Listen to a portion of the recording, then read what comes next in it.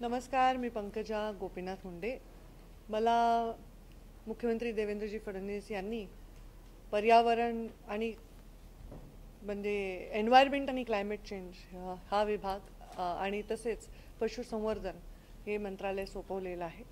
आज मी पहिल्यांदा या विभागांची भेट घेत आहे आणि या विभागांचा संपूर्ण आढावा रन थ्रू एक मी केलं की विभागामध्ये नेमकं काय करायला मिळेल, काय करता येईल याचा अंदाज बांधला आणि मला विश्वास आहे की या दोन्ही मंत्रालयामध्ये मला चांगलं काम करून दाखवता येईल।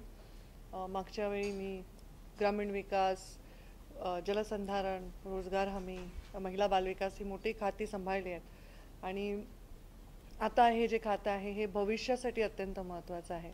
दोन्ही खात्यांमध्ये मला असं वाटतं की खूप चांगलं काम आम्हाला करता येईल। आमचे प्रधानमंत्री नरेंद्र मोदी यांनी पर्यावरणावर पूर्णतः फोकस ठेवलेला आहे। या देशाला स्वतंत्र होऊन जेव्हा 100 वर्ष होतील तेव्हा हा देश सगळ्या अर्थाने परिपूर्ण झाला पाहिजे आणि त्याच्यामध्ये पर्यावरण सुद्धा तेवढंच महत्त्वाचं आहे। तर अत्यंत महत्त्वाची जबाबदारी आहे। छान आढावा घेतला। काही चॅलेंजेस आहेत, काही चांगल्या स्कीम्स आहेत, त्याच्यावर मी पूर्णपणे फोकस करून काम करत आहे।